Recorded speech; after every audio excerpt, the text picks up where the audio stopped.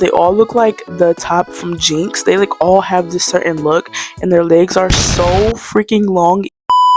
Okay, so a lot of you guys actually liked my other like little manhwa webtoon review, so this encouraged me to do something different. It's still going to be about like my little manhwas and webtoons, but it's going to be about all the manhwas and webtoons I personally do not like. I think it's at the bottom of the little tier ranking list if I had one. So do please keep in mind that all of these that are on this list is just my opinions and my little critiques. You can 100% still like these manhwas and webtoons, but these are just ones that I would not recommend to anybody else if they were going to read another manhwa or webtoon. And I'm going to be splitting this up into two reasons why I think some are bad. One's going to be because of the art style, and the other ones are going to be because of the storyline that's bad. For the sake of this video, I will be calling every one of these stories webtoons, even though realistically only one of these are actually webtoons.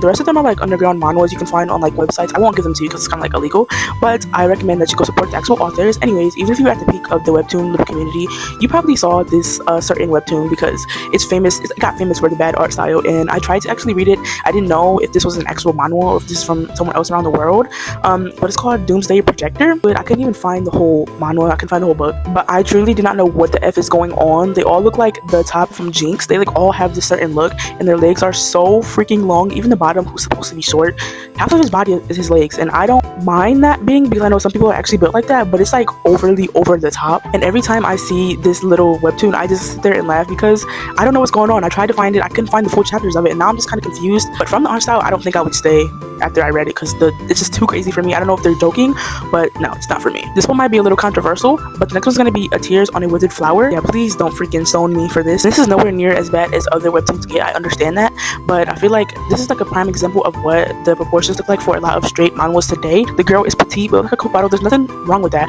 but why are your limbs so incredibly skinny and your butt is so fat and your boobs are so big? Like, it's like, and the men are just so beefy and like built like a freaking Dorito. Like, I don't understand the plot. Okay, we're not gonna talk about the plot because that I will be talking about this for the storyline parts of manhwas I don't like, but just alone the building of the characters, I don't really like it. I understand petite women actually exist, but it gets to a point with this manhwa they just all look like this.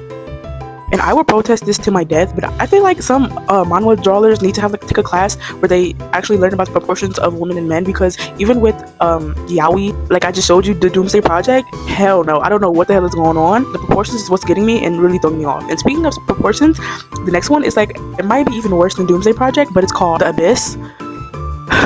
Yeah, if you're on the tip of the iceberg, you probably have saw this webtoon or saw memes about this, because I don't know if the author or the drawing person was on crack when they made this, but they all look like aliens, and I don't know if they're trying to like really show him to be like a twink, and that's why his face is so small and like his whole body is so small compared to the love interest. But I can't read it. I literally cannot read it. Everybody is so freaking pale, and when I mean pale, like there's not even one character that has a bit of melanin in them. They're just all like casket looking ready. Okay, that's gonna be it for the art style part, because if I keep talking about it, this video will be 5 hours long, and there's just a lot of manhwas and webtoons in general where the art style and the proportions are just so bad, and I feel like that's something people really need to work on when it comes to these webtoons and manhwas, because in the year of 2025, why is the girl this small and the guy's this freaking big?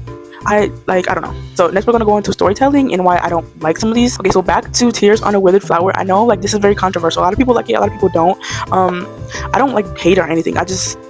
I choose not to read it. Guys, so I'm editing this video. I don't know why I lied. I actually did read it, and I was reading it when it first came out. I think I got to like at least chapter 16, if I can remember. I don't know why I lied. I'm sorry. I don't really think it's as special as people say it is. I don't think it lives up to the hype that people put around this, and I'm not trying to be hated when it comes to the story, but it just really gives me like Wattpad vibes. Like, there's really the amount of hype that it gets, I don't think it deserves. I'm not saying it's a bad story if you're into that type of stuff, but it's just giving me Wattpad, rich CEO, and freaking broke poor girl. I'm kind of tired of that little trope. The storyline being very basic, plus the freaking art style being like little chihuahua girl and pitbull guy, it's just giving like, who's making this? Did a man make this? Okay, now this one also might get hate too, but I do not like Love is an Illusion, and I read this 5 years ago, so the plot might be very fresh in my head, and I'm just remembering the things that I do know from this story. And I understand with like a lot of yaoi and BL stories, of course there's going to be a twink and like a very buff guy, kind of like with the straight ones. Like I said, the proportions in manhwas and webtoons need to be studied, but I understand that there's going to be twinks, but why? It gets to a point,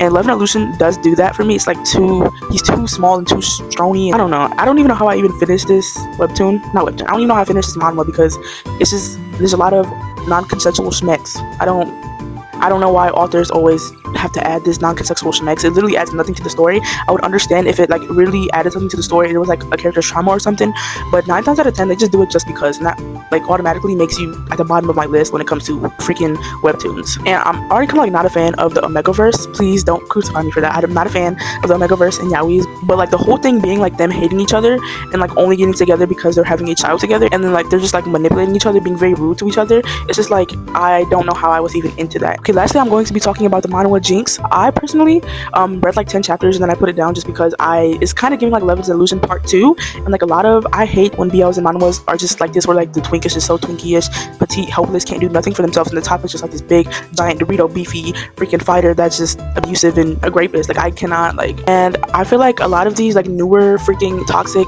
manhwas webtoons are just reheating up the nachos of BJ Alex. BJ Alex was actually the first webtoon manhwa that I read, and I still don't even know how I finished that. I really do not like stories where grape is even in there and like weird toxic stuff. I understand some relationships can be toxic, but again it just gets to a point, and that's how it kind of is with me for Jinx. I just feel like the story is more like fetishizing grape instead of an actual romance story, because why is it taking you 100 chapters to just say that you like a person? Like it's not that hard to just like somebody without being weird about it or using your physical advantages on somebody that's obviously weaker and smaller than you. But because I dragged enough manhwas in this video, I'm going to end it here. Please let me know what manhwas you do not like or that I should review. I will gladly do it because I don't want to seem like the only hater here. I do have manhwas that I really love and enjoy. If you want me to do a video on manhwas I would recommend to people or webtoons, please let me know because I can talk about that.